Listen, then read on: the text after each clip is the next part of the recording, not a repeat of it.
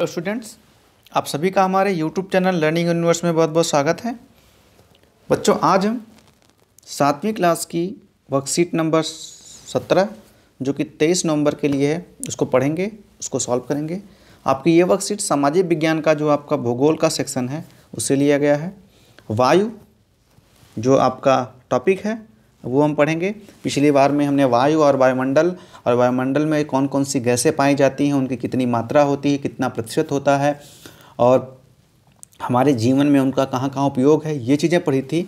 आज हम वायुमंडल की जो परतें होती हैं, 5 परतें होती हैं। कितनी परतें होती हैं? 5। इनके बारे में पढ़ेंगे। तो इसे बहुत ध्यान से पढ़िएगा, वीडियो को ध्यान से देखिएगा और समझिएगा। अगर आपको एक बार में नहीं समझ में आ रही, दोबारा इसे प्ले करिएगा, क्योंकि ये बहुत ही महत्वपूर्ण टॉपिक है और आपके जीवन में आने वाले बहुत सारे एग्ज़ाम्स जो होते हैं आगे भी, इनका आपके लिए बहुत ज़्यादा प्रयोग होने वाला है। आपके लिए बहुत काम में आने वाली ये चीज़ें हैं, जो चीज़ें आज इस वर्कशीट में बताई जाएंगी। तो शुरू करते हैं कि हमारा वायुमंडल 5 परतों में विभाजित है जो पृथ्वी की सतह से आरंभ होती हैं। सभी परतें महत्वपूर्ण हैं और अलग अलग तरह से हमारे लिए आप उपयोगी हैं। तो 5 परतें हैं, कौन कौन सी हैं? बहिर्मंडल, बाह्य वायुमंडल, मध्यमंडल, बंध्यसीमा मध्यमंडल, समताप मंडल और क्षोभ मंडल। ये 5 परतें हैं। आप यहाँ देखेंगे चित्र में, आपकी जो भूगोल की किताब होगी उसमें आपको ऐसे चित्र मिलेंगे। उसमें आपको ये किलोमीटर दिया गया है कि कितने किलोमीटर से कितने किलोमीटर तक कौन सी सीमा है। और हर मंडल पर, जैसे यहाँ क्षोभ मंडल और समताप मंडल के बीच की जो सीमा है इसे क्षोभ सीमा बोलते हैं। ये समताप मंडल और मध्य मंडल के बीच जो है ये समताप सीमा बोलते हैं। तो ऐसे ही चीज़ें आपको मिलेंगी। तो इसको हम पढ़ते हैं। चित्र को आप अपनी किताब से देख लीजिएगा, क्योंकि हो सकता है वीडियो में यहाँ पे चित्र थोड़ा आपको ब्लर दिख रहा हो या बहुत ज़्यादा शब्द उसमें समझ में ना आ रहे हों, तो अपनी किताब से बच्चों आप इसे देख सकते हैं। तो पहले मंडल की तरफ हम चलते हैं, जो सबसे ऊपरी यानी बहिर्मंडल है। ये क्या है? यह वायुमंडल की सबसे ऊपरी परत है। वायु की पतली परत इसमें होती है। हल्की गैसें जैसे हीलियम और हाइड्रोजन यहीं से अंतरिक्ष में तैरती हैं। तो ये वाला जो सबसे ऊपर मंडल आपका ये बाहर मंडल है और इसमें जो है आपका हीलियम जैसी गैसें जो हैं ये तैरती हैं। अब दूसरा जो है मंडल है, यानी उसके बाद सबसे ऊपर का आपका बहिर्मंडल हो गया और उसके बाद का जो मंडल है ये वाला, यहाँ से लेके यहाँ तक का, ये है बाह्य वायुमंडल।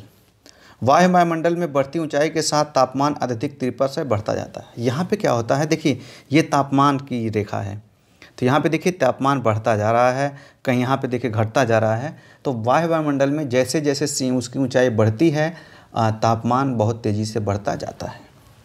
आयन मंडल इस परत का एक भाग है और इसी परत में एक आयन मंडल पाया जाता है। और आयन मंडल की ये विशेषता है कि जो है वायरलेस संचार, जो रेडियो तरंगे होती हैं, मोबाइल रेडियो तरंगे होती हैं, ये जो है आयन मंडल से ही परावर्तित होकर हमको प्राप्त होती हैं। तो अगर ये तरंगे ना हों तो हमारे जो पृथ्वी पर जो संचार के माध्यम है रेडियो तरंगे, वो उतनी प्रभावशीलता से प्रभावी नहीं हो पाएंगी, या यूँ कहिए कि रेडियो जो वायरलेस हैं, मोबाइल हैं, ये इनका संचालन जो है लगभग असंभव हो जाएगा। तो क्योंकि आपको पता है कि जैसे आप यहाँ पर मोबाइल लिए खड़े हैं दिल्ली में और आपको लखनऊ में किसी से बात कर रहे हैं, तो यहाँ से ट्रांसमिट होके ये अंतरिक्ष में जाती हैं और आयन मंडल से परावर्त होके फिर यहाँ का जो ट्रांसमीटर होता है वो रिसीव करता है। तो आयन मंडल का बहुत बड़ा योगदान होता है। यह 80 से 40 किलोमीटर तक फैला होता है। कौन? आयन मंडल। वायरलेस संचार जैसे मोबाइल, ये तो आपने पढ़ लिया। वास्तव में पृथ्वी से प्रसारित रेडियो तरंगे इस परत द्वारा पुनः पृथ्वी पर परावर्तित कर दी जाती हैं, जैसा कि हमने बताया। तो आयन मंडल की सीमा क्या है? 80 से 400 किलोमीटर तक।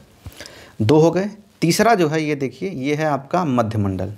यह वायुमंडल की तीसरी परत है। यह समताप मंडल के ठीक ऊपर होती है, लगभग 80 किलोमीटर की ऊंचाई तक फैली है। अंतरिक्ष में प्रवेश करने वाले उल्कापिंड इस परत में आने पर जल जाते हैं। तो जैसे ही अंतरिक्ष से कोई उल्कापिंड, जैसे आपको जानते हैं अंतरिक्ष में बहुत सारे छोटे छोटे उल्कापिंड हैं और वो पृथ्वी की तरफ जब इधर आते हैं तो यहीं पर आते हुए देखिए ये जलने का वो क्या होते हैं, घर्षण से, और वो जल जाते हैं। आपकी जो नीचे से दूसरी परत है वो है क्षोभ समताप मंडल। क्षोभ मंडल के ऊपर का भाग समताप मंडल कहलाता है। यह लगभग 50 किलोमीटर तक की ऊंचाई तक, कहाँ तक? 50 किलोमीटर तक। यह परत बादलों और मौसम संबंधी घटनाओं से लगभग मुक्त होती है। यानी इस परत में जो बादल की जितनी भी परिघटनाएं हैं, बादल हैं, बिजली है, कड़कना है, आंधी तूफान है, उससे यह मुक्त होती है। और इसीलिए इस परत में हवाई जहाज़ जो उड़ते हैं, संचालन बहुत आसान होता है, क्योंकि यहाँ पे मौसमी परिघटनाएं जो होती हैं इस तरह की, जो वायुयान के संचालन को प्रभावित करती हैं, वो नहीं होती हैं। इसलिए समताप मंडल में ही वायुयान को उड़ाया जाता है। उड़ाने के लिए क्या होता है? आदर्श होती है।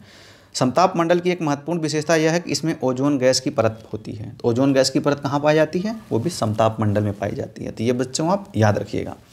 यह परत सूर्य से आने वाली हानिकारक गैसों से हमारी रक्षा करती है। तो नीचे आपको क्वेश्चन मिलेगा, ओजोन परत हमारे लिए क्यों महत्वपूर्ण है? तो यह सूर्य से आने वाली जो हानिकारक पराबैंगनी किरणें हैं, उनसे हमारे शरीर की रक्षा करती है। क्योंकि अगर ओजोन परत ना हो तो वो पराबैंगनी किरणें हमारे प्रकृति को, मानव को, हमारी आँखों को, हमारी त्वचा को बहुत सारे नुकसान करती है। स्किन कैंसर हो जाते हैं, बहुत सारी जो आनुवांशिक बीमारियां हो सकती हैं फसलों पे, और जो अन्य प्रजातियां हैं उन पे भी बहुत ज़्यादा नुकसान होता है अगर ओजोन मंडल ना हो। इसीलिए ओजोन मंडल बहुत हमारे लिए उपयोगी है, क्योंकि यह हानिकारक गैसों से और सूर्य की जो आने वाली किरणें हैं उनसे हमारी रक्षा करती है। नीचे का क्षोभ मंडल है। यह परत वायुमंडल की सबसे महत्वपूर्ण परत और निचली परत है, सबसे निचली परत है वायुमंडल की। इसकी औसत ऊंचाई 13 किलोमीटर, यानी 13 किलोमीटर तक ये ऊंची है। इस मंडल में मौजूद वायु में सांस लेते हैं, यानी हम जो सांस लेते हैं वो क्षोभ मंडल की वायु से लेते हैं।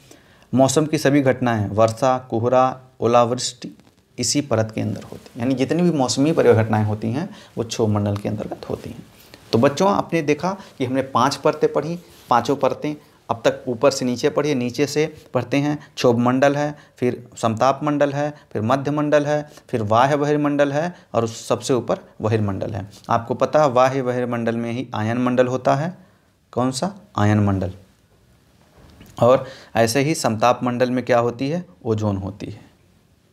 तो ये सब चीज़ें आपने पढ़ लिया। ओजोन का क्या हमारे लिए उपयोग है। समताप मंडल में आपसे पूछा जाए कि हवाई जहाज़ क्यों उड़ाए जाते हैं, तो आपको पता होना चाहिए, जैसा कि हमने आपने अभी वीडियो में आपको समझाया है।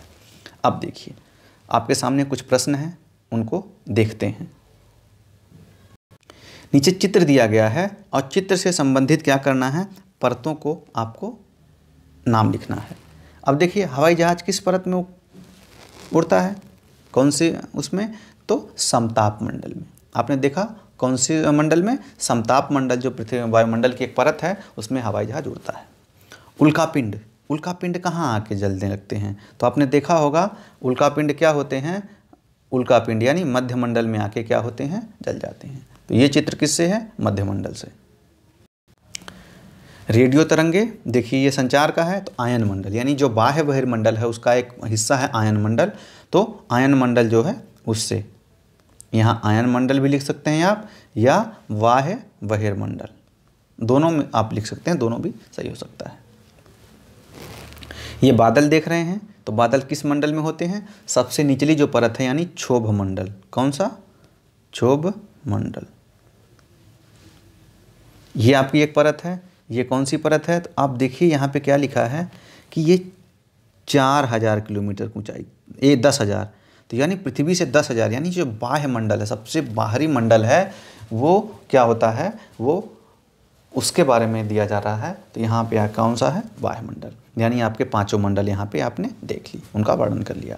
अब आपके सामने एक प्रश्न रखा जा रहा है कि ओजोन परत मानव जीवन के लिए क्यों महत्वपूर्ण है, वर्णन कीजिए। तो बच्चों, अभी हमने देखा, आपको अच्छे से समझाया कि ओजोन परत सूर्य से आने वाली जो हानिकारक गैसें हैं, जो किरणें हैं, उनसे हमारी रक्षा करता है। न केवल हमारी, बल्कि प्रकृति में पाए जाने वाले जीवों की, और जो पेड़ पौधे हैं उनको भी जो सूर्य की हानिकारक गैसें हैं और निकलने वाली या हानिकारक जो किरणें हैं, उनसे उन सब की रक्षा करता है। इसीलिए ये ओजोन परत हमारे लिए बहुत ही महत्वपूर्ण है। तो ये आज आपका वर्कशीट नंबर जो 17 है वो थी। बहुत ही रोचक है। इसको बच्चों आप अगर समझ में आ गया तो इसको अपने दोस्तों तक भेजिए। अगर नहीं समझ में आया तो दोबारा देख के इसको समझिए। बहुत ही अच्छा और बहुत ही महत्वपूर्ण टॉपिक है, इसे ज़रूर करिए और अपने अध्यापक से अपने कार्य को करके उनसे चेक कराइए। वीडियो देखने के लिए आप सभी बच्चों का बहुत बहुत धन्यवाद।